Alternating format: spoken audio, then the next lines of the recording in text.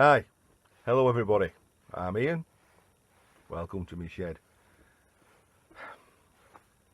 Finally got back onto the mill.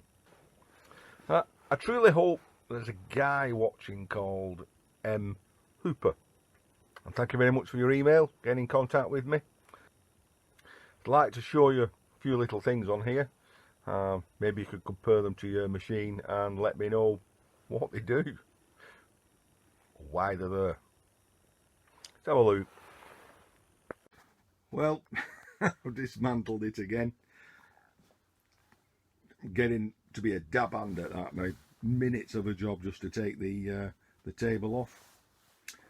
This week I've had a go cleaning all the machine. I wasn't going to do this, but you'll see in a second why I've decided to do it. I've decided I'm going to take the Quill and Spindle out, take the handle off. Let's have a look at that. I may even split this, which involves undoing that and withdrawing the head altogether. Softly, take one step at a time. Right, Mr. Hooper, what have I got that puzzles me? Well, on this machine, focus, I know they come with that oil or grease nipple, but I've got another one here.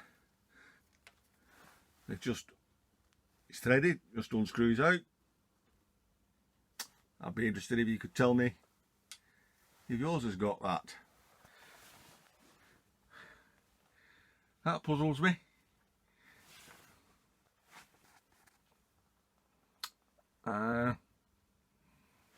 I can zoom in. It's obviously threaded. Looks like there and there, and possibly even those. A pin spanner can take those out. I don't think that's original. And on the other side of the machine I have this, which I really want to know is, does it have a handle on or should it be a bolt? If you could help me out on that, I'd be very grateful. So back to this side of the machine. I said I wasn't going to strip the whole machine. As I've been working on it, a lot of this paint is very, very brittle and just breaks off. So yeah, I decided in the end to strip it.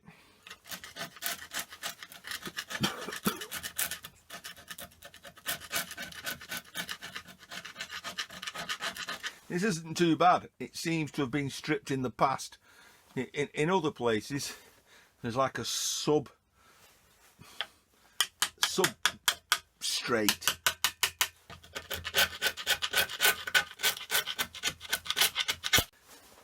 In other places, there is like this white substrate, which is quite tough, but it's still relatively brittle.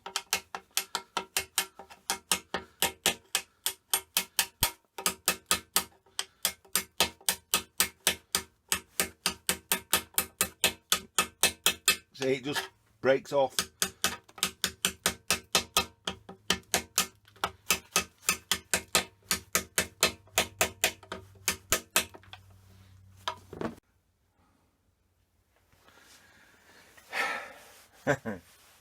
Well, I did most of it with this. I was at my local supermarket and they were selling these Work Zone angle grinder wire brushes. And they were £3.49, but they were reduced to £1.99. So I thought for £1 each, you couldn't beat it. And they also had this twisted wire brush, which as you will see, will take this paint off no problem.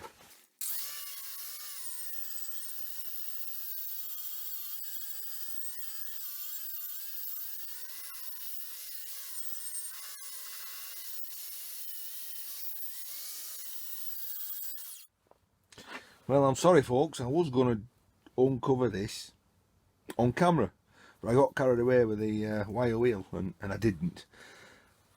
I'm going to try and take this off and try and take the spindle, the quill out. I want to clean this head up, so I just need to clean some of these Allen bolt heads up.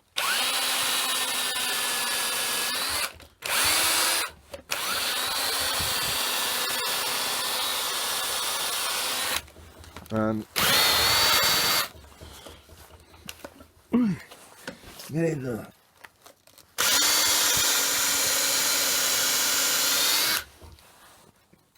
Yeah, I can just pick a little of the stuff out of the holes. Try to break some of the paint seal that goes round the head.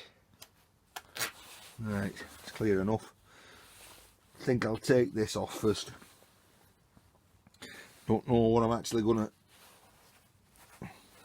find under there.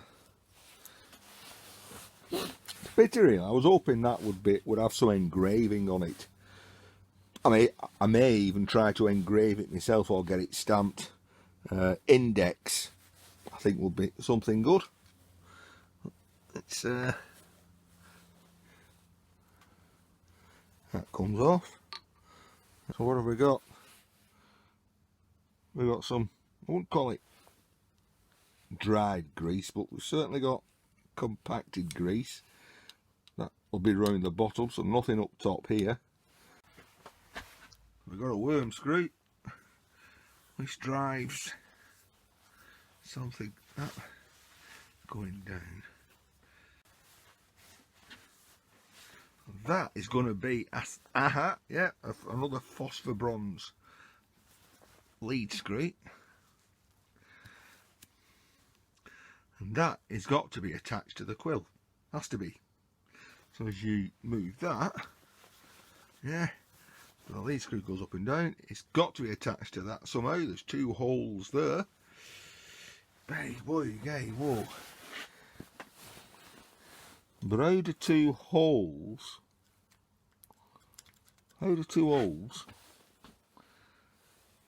go through the lead screw, yet the lead screw still turns?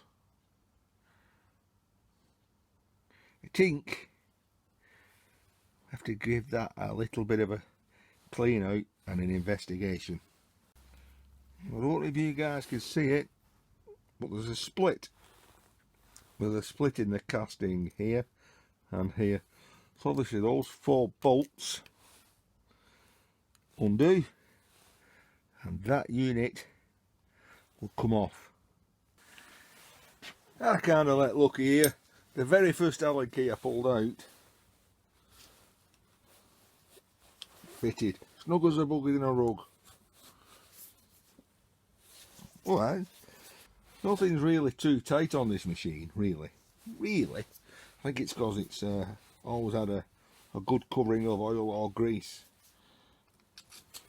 So I ain't gonna just undo one and take it out. I want to crack them all open first. Oh, it's easy enough.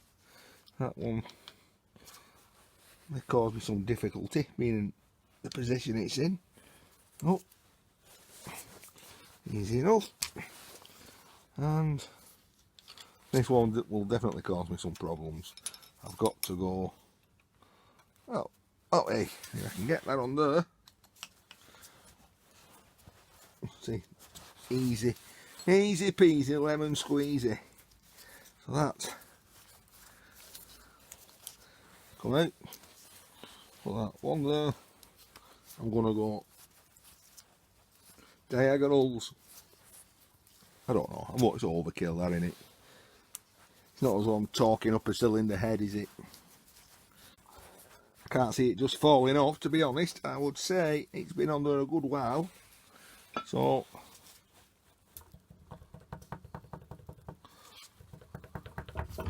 we have some movement. Well, I'm not working totally blind. It's on the screen there is an email I got from 2 people, M Hooper and Rob Rick Robinson from Wells Index themselves, who gave me some instructions. The instructions don't seem to tie up with that machine. Well, they do. I'll explain. Let's go back and have a look. So when I took this plate off and I uncovered those two holes, well, the instructions I read say you've got to line up the two holes and take the bolts out. And I looked down the thread, I couldn't see any other holes anywhere. So I've had it, give it a good clean, and if I turn the spindle one way or the other, there we are, you'll see there's two holes appeared there and there, and they were so full of grease that they actually look like the thread. So clearly now I'm going to have to line those two holes up with those two holes up and extract two bolts. And then it says a dire warning that the spindle may drop out, so I'll pack that up. M. Hooper also put a warning on his post on the machinist forum, saying be very careful with something around here, very easy to break. I ain't too sure which part he meant, so I'll just be careful. So let's line those two holes up and take out whatever we have to take out.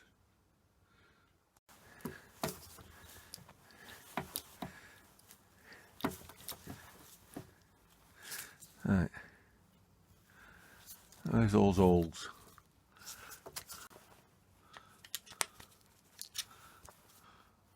Right, that's it. Those two holes are lined up. So I've just got to get a torch or something, clean the holes out and see what's at the back of there. Okay, I'm stuck a little. It could be because I'm a little bit too scared, but softly, softly, catchy monkey. Right, at the bottom of there, indeed, are two Allen keys, hex head socket bolts. They freely move until you get to that point, which is I think where it's just about hitting the screw, and then they're tight. Now the instructions say do not force it or you could damage the thread in the quill. Now, this one comes out a little bit more than the other one, but in that one I'm stuck. I can't withdraw those screws just at the moment. I mean, it's cold in this garage. Could be that it shrunk. Maybe I need to put a little bit of gentle heat on it and raise it up to a temperature. Maybe apply some heat in there, make it expand a little. So at the moment I'm tightening those up. I'll keep playing about that, but I want to have a look at the top here. The ultimate aim of this is to take this pulley cowl off, held on by pinch bolts, but it won't come off until I take the pulley mechanism off. There's two, look at my breath freezing. There's two Allen bolts there, which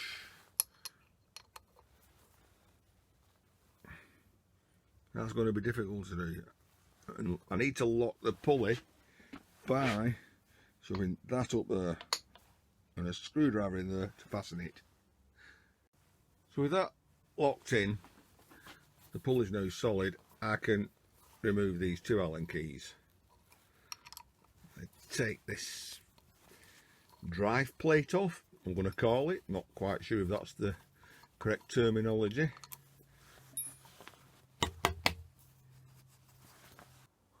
Well, it took a little bit of rolling and sprising, but it's now coming off.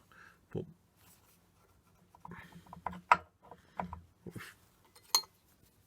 so I'm going to mark this up with a corresponding witness mark on the other side, so I should be able to put that back the way it come off. Okay, well, I'm not sure what I've achieved there. Give it all a good clean up. I can read some numbers on there. It says shielded bearing number 5557.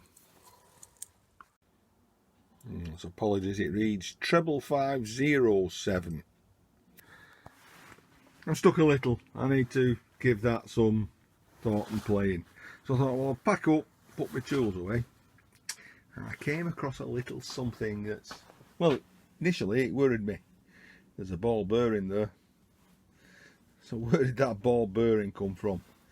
Well, the first thoughts were, shit, one of the bearing races has fell to bits.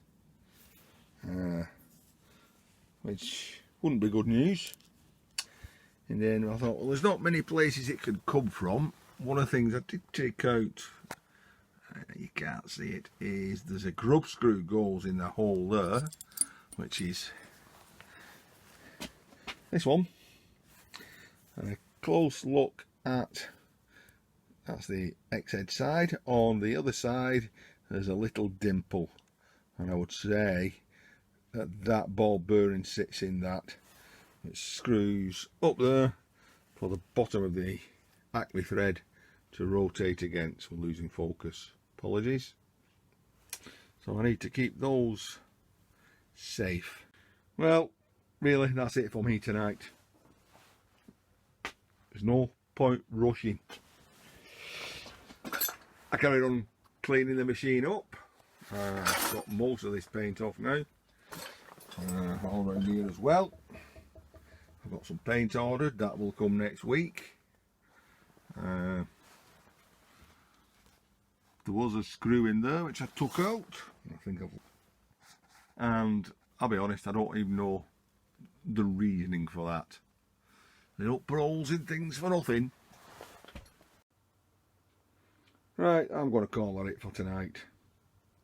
Ponder and think about it. Do a little bit more reading and research. Maybe wait till maybe there's some comments posted on where I'm going wrong. But I've got the instructions, and that said take those two screws out of that brass, or so to say phosphor bronze lead screw. We'll get there.